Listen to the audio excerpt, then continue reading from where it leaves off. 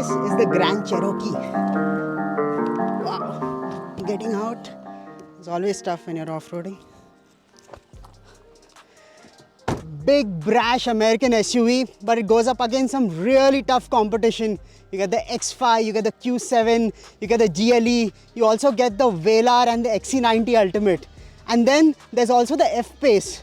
Gosh, that's some tough competition. So, how is the Grand Cherokee gonna stand out?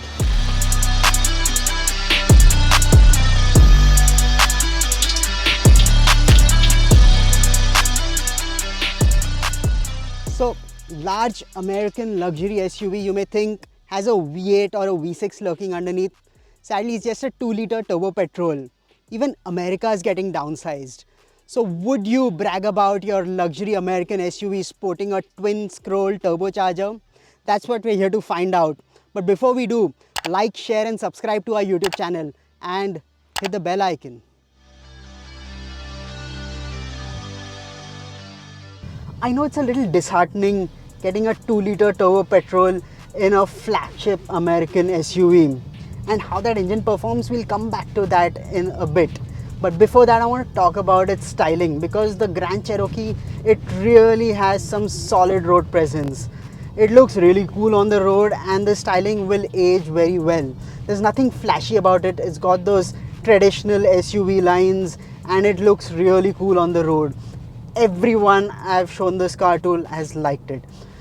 And so that's half the battle won, because I guess Jeep, people are gonna come to the Jeep showroom just looking at it in pictures. The Grand Cherokee has familiar design cues. The 7-slot signature Jeep grille, simple rectangular headlamps and the squared wheel arches, they go very well with the overall design of the car. The stance is sweet too, with those chunky 5-spoke alloys on 20-inch wheels. It's a smart SUV every way you look at it. So this 2-liter turbo petrol has a twin-scroll turbocharger that makes most of its power in its mid-range, 268 horsepower, 400 Newton meters of torque, and it's not a very peppy motor.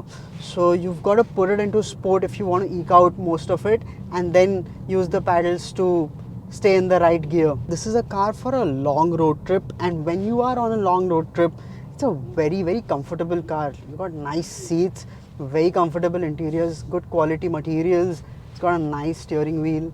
And I remember the old Grand Cherokee, it was a slightly smaller car than this. This thing has a nice big cabin. You've got a panoramic sunroof. You've got very comfortable seats, electrically adjustable, of course. It's a flagship SUV, so you've got everything you want. You've got a digital screen over here, another one over here. You also get one for the passenger, and it's at an angle and it's got some film on it that prevents the driver from getting distracted, so the passenger can connect to maybe movies and watch on that screen over there. Besides that, the dash materials are nice. You got this nice leather with the top stitching over here and the wooden finish on the dashboard. The quality of materials is nice. It feels nice and premium on the inside. Then you get a camera for the rear view mirror, which you can switch from the regular mirrors. That's also a nice touch. So there are also a few features that are a little unnecessary in my opinion, like the heated steering wheel or the heated seats all around. Even the rear seats get heated function. So maybe if you are in Himachal or Ladakh and you have like crazy cold winters, this would be the SUV for you. But otherwise it's an unnecessary added feature that adds to the cost of the car. And it's a CKD, there should be an option to strip off a few features that make it a little more India centric, and they could have priced it better. Coming to the handling of the Grand Cherokee, this car is a lot better than its previous generation, but still doesn't hold a candle to something like, say, an X5. The X5 can run rings around this car on a winding road. The ideal place for the Grand Cherokee, of course, is the highway or long sweeping corners.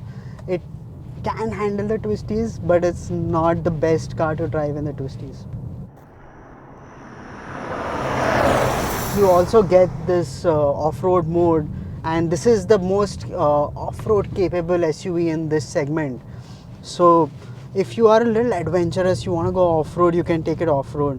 It's on road tires, so if it gets the right tire, it would actually do a lot more. You only get one variant in the Grand Cherokee, and it's not got the trail rated version, so it doesn't get the rock mode, but otherwise you get sand and mud, snow, auto and sport. Good on a nice dirt road, but besides that, it has the ground clearance for it, 215 mm of ground clearance, but I didn't not to push it. It's got road tires, and the GPR doesn't want us to take it off-road because of far fewer cars being available for the test drive, and so we're not going to be doing too much of off-roading in it. A little bit of trail driving, and that's about that, but it's still fun. There are so many I wishes about the Grand Cherokee. Did they pick the right variant for India? You can let us know in the comments. There's of course the hybrid that's not come here. Then they have a V6, they have a V8, they could get the trail rated version of the Grand Cherokee. There's so many other options to get. But one thing's for sure, it's such a cool car to drive. I know I'm not too excited about the powertrain, but it's still putting on a smile to my face. I don't know how to explain that, but I mean, that's probably a Jeep thing, whether it's a Wrangler or a Grand Cherokee. Just driving one kind of makes you happy. It's a nice SUV to drive. And the minute you sit inside the Grand Cherokee, it feels like you're at home, you know, everything fits into place. You've got a nice commanding driving position, and you just get in and go. It feels like a familiar place. And that sort of endearing character about the Grand Cherokee. Now at 77.5 lakh, it's not that much costlier than say something like a Fortuner. Fortuner ex-showroom price is about 50 lakhs. And so you're a little concerned about fuel economy. This car is going to be guzzling.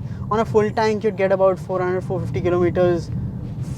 And that's not going to last you long, right? You're going to do about 1500 kilometers in a month. That means you're spending over 30,000 bucks on fuel every month. Are you okay with that? And knowing that you're driving only a 2-liter turbo petrol, you're not driving some V8, not getting the joys of a rumbly V8, and you're still paying that much at the pump. I'd like to know what you think about it.